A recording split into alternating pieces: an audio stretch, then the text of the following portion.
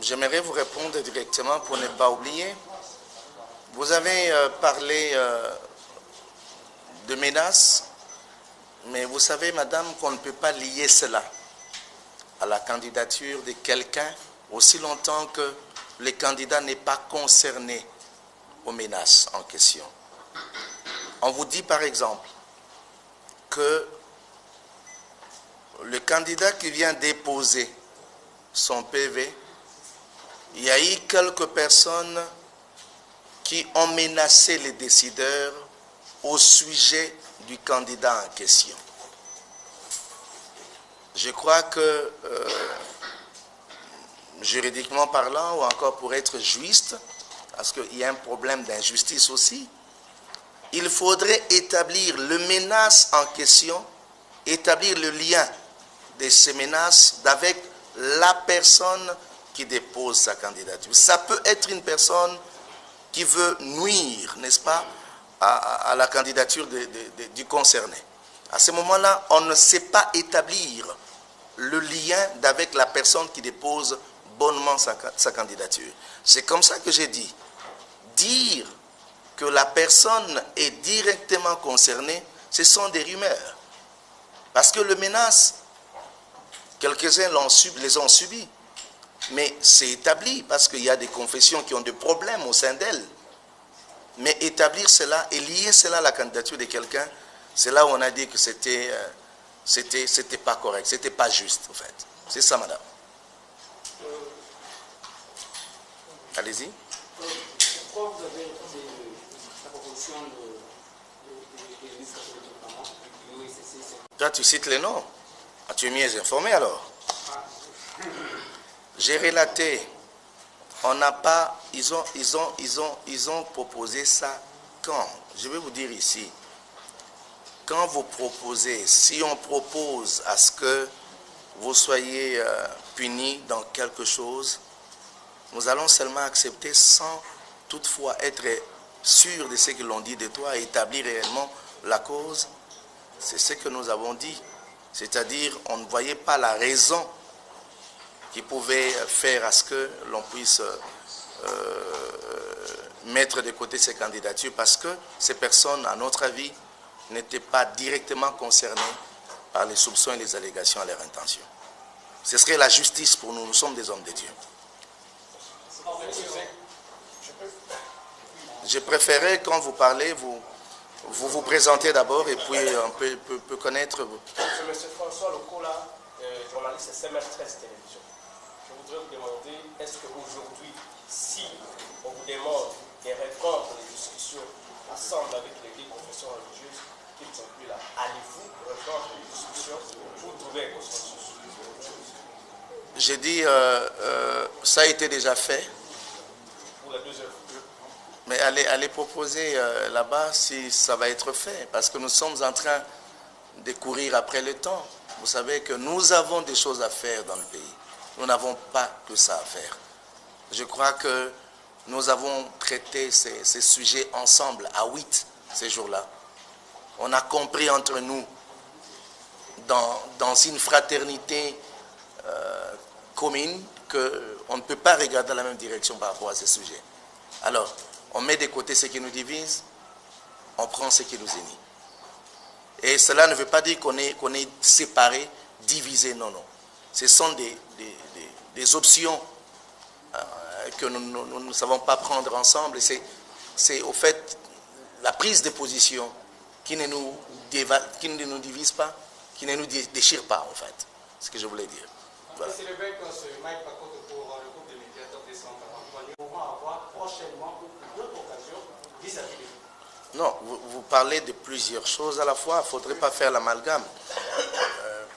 J'ai dit ici, vous posez la question si nous allons rester ensemble ou pas. Mais on est ensemble, je vous dis. On n'est pas déchirés, on n'est pas divisés.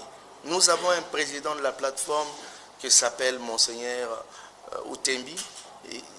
Il est notre président et nous avons un vice-président qui s'appelle Monseigneur Bokundoa. Il reste en train de nous diriger.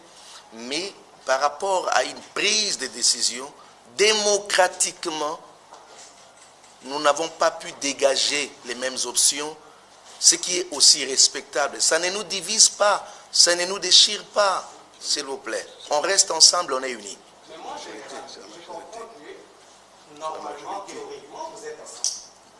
Pratiquement, vous êtes divergents. Non, non, non, non. C'est ce que nous voyons. Si vous comprenez les choses comme ça, mon frère, là, vous faites mal le travail. Nous sommes dans une règle démocratique.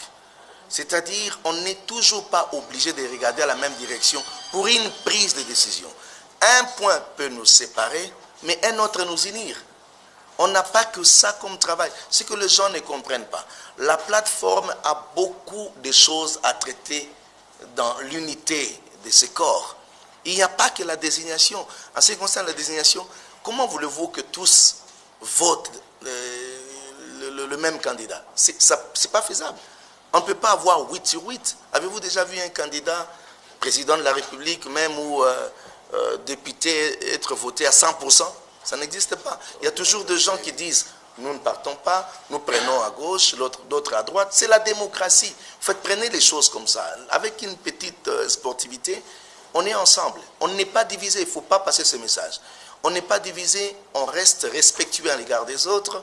On est ensemble. Ce sont les points de vue qui se divergent. C'est la loi de la majorité.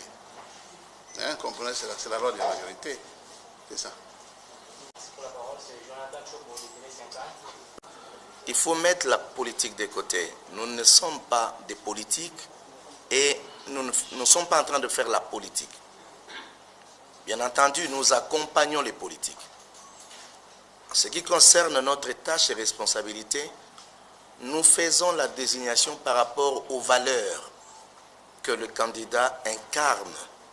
Et bien entendu, nous tenons compte de la technicité compte tenu du temps de celui qui peut bien faire le travail. Et ça, c'est tout à fait normal. Et que nous puissions, à un certain moment, avoir des avis partagés.